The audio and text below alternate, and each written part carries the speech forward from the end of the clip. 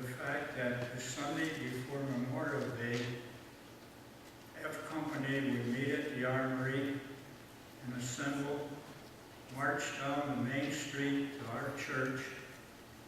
They would stack their rifles in teepee style, post a guard with them, and the rest of the company would come into our church for the Memorial Day service. This was an annual event and made a real impression on me. Next week's, on Saturday,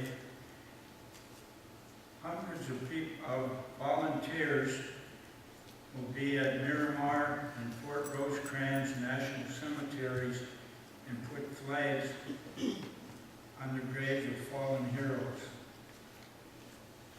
I would like to read this morning why we do that.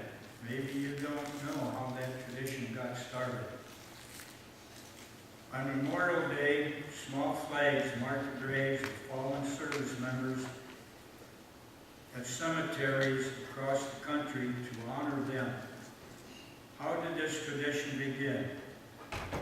During the Civil War, a widow in Knoxville, Tennessee, named Laura D. Richardson, led a group of 4 women who formed a committee to obtain flowers to decorate 3,000 graves in the city's national cemetery.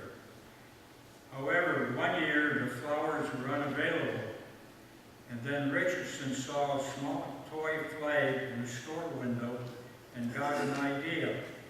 She bought the flags, persuaded a local lumber mill to make small wooden sticks as tiny flagpoles according to military documents.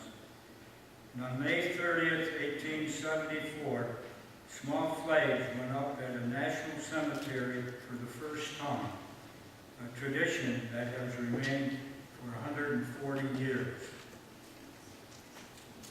Amen.